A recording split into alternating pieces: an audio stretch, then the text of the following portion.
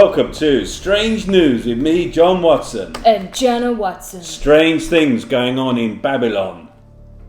Dun dun dun! Here's our special report from our cartoon correspondent. Stories of the Bible. Daniel in the Lion's Den. This is Daniel. Oh, hey! Who was a Jewish man who was taken to Babylon when he was very young. Yeah. Daniel loved God and followed God's rules. He talked to God 3 times a day and asked God for help often. Daniel served in the Babylonian king's court for many years Yeah, I know him. and under many kings. Hey, Daniel. Daniel always proved himself to be more capable than all the other court officials. Thanks. Well, anytime. Daniel was serving under King Darius, and because of his great abilities, the king made plans to place him in charge of the entire empire. Wow, okay. The other court officials searched for some fault in Daniel, but they couldn't find anything wrong with him. He was faithful, responsible, and completely trustworthy.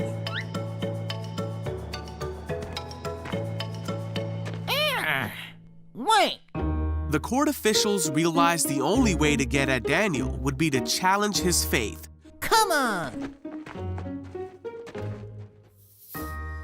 So they went to King Darius Excuse me, Your Majesty. and advised him to make a law that for the next 30 days, any person who prays to anyone except King Darius will be thrown into the lion's den. I like it. King Darius signed this law, and once a Babylonian king signed a law, it could not be overruled. When Daniel learned of this law, he went home and knelt down, as he always did, to pray in his room with the windows open towards Jerusalem.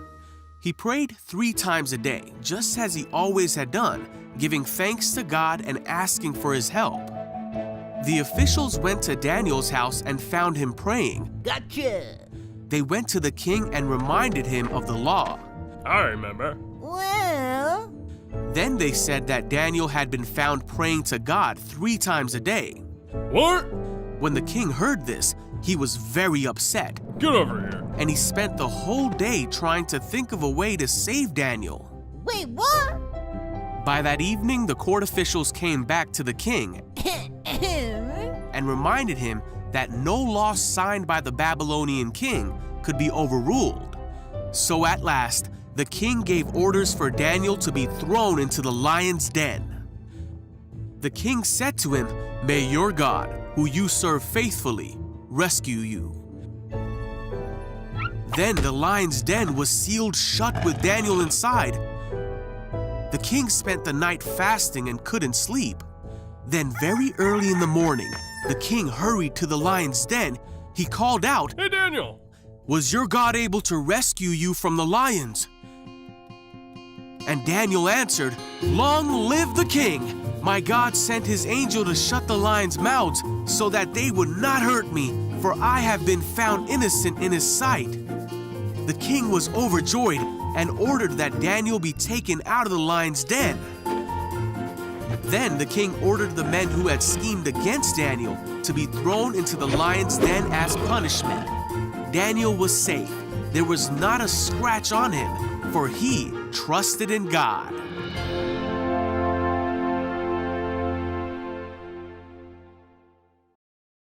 Incredible news, incredible things going on in Babylon with this man Daniel, who goes into this lion's den to be eaten and yet comes out alive, not even a whiff of worry.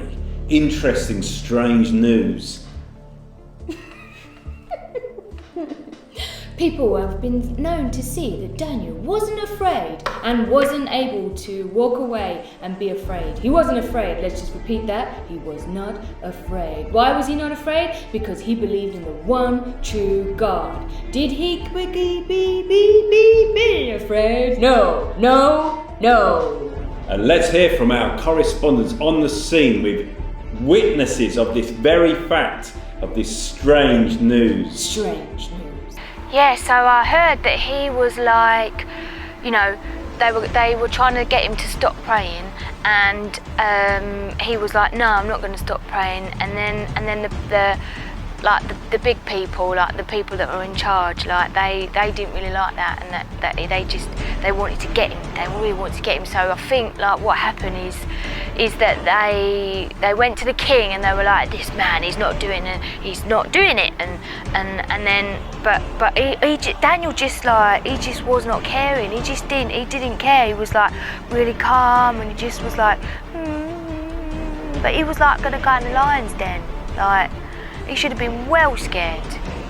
It was amazing, and the king was ever so chuffed. He was thrilled that this guy Daniel had come out again, but Daniel said, don't worry, because my God will look after me. And apparently it's because he wanted to do and trust God his way and not go the way that the others went.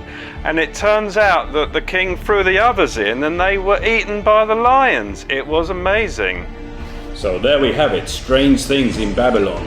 Men being eaten by lions and one man not being eaten by lions. And what's the secret?